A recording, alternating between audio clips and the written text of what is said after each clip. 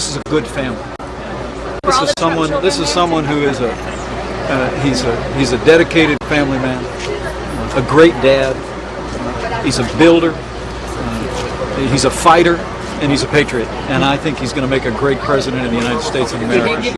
He's also a butcher, a baker, and a candlestick maker. Welcome back, folks. John Gizzi, Newsmax chief political columnist and Newsmax chief Washington correspondent, with the hat, joins us. And John, you're in Cleveland. You've been in Cleveland. You were with us a couple of days ago. Let's talk a little bit about news made today. The Trump guest list, the speakers list, I should say, made public. What could you tell us? Well, it features some familiar political names, such as Newt Gingrich, a clear sign he was not going to be vice president to Mr. Trump, Mitch McConnell, the Senate Republican leader, and many political outsiders, Tim Tebow, the football great, and I mean true football great, who declined a chance to run for Congress in Florida this year, and my friend Dana White. You don't know that name, but watch her carefully. She is a young black lady who launched her own business after working on Capitol Hill, and she is a true political star. She doesn't like some of the things Donald Trump said, but said his message about economic opportunity can change the way Americans who happen to be black vote. John, what about Cruz? I mean, I haven't seen Cruz's name highlighted on the list, although we heard from Cruz last week that he met with Donald in private and he asked him to speak, and he said he would. So that just is a foregone conclusion that was previously announced. It doesn't have to be on this list, or did I miss it on the list? You're going to get several lists before Monday, Steve. And the fact is, it's going to be changed. People will be moved around. I wouldn't bet the farm, but I'd bet several acres Ted Cruz will be on it, particularly if he's telling the press that.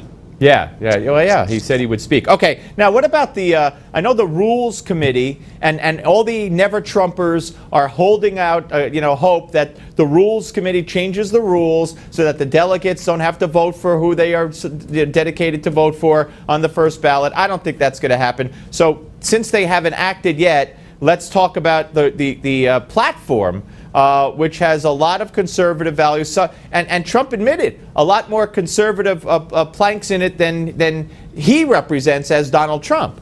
Right, exactly. It not only kept its language on abortion and the right to life from previous platforms, but according to Jim Bopp Jr., strong pro-life advocate on the platform committee, it's even tougher now. There's also an excellent energy plank and praising the use of coal for making energy. It condemns assaults on any Americans, any human beings. It did not mention gay people by name, which has the log cabin Republicans a bit upset.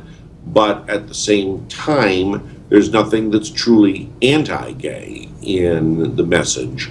And again, strong defense plank in it, very strong defense plank. And Israel, pro-Israel, I think they don't mention, or they purposely mention that they're not looking for a two-state solution. Am I correct? That is correct. Now, there's something else that I caught, and it surprised me a little bit yesterday.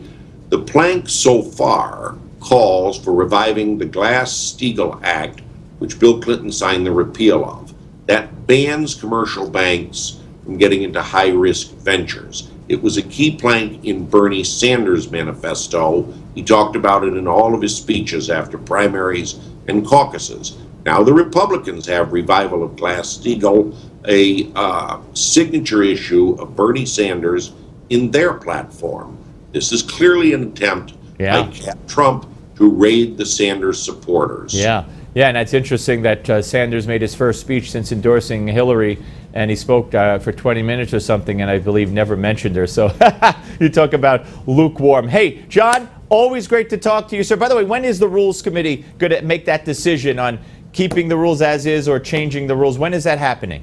They got a late start today. They are droning on as we speak, and it's expected to go on all day tomorrow and possibly till 5 a.m. Saturday morning. Oh, my gosh. I hope they got some the numbers of some pizza places or something. Hey, John, great to talk to you as always, sir. Thank you very much. Call on me anytime, Steve. I look forward to it, and I'm enjoying Cleveland. All right, ladies and gentlemen, we thank John Gizzi.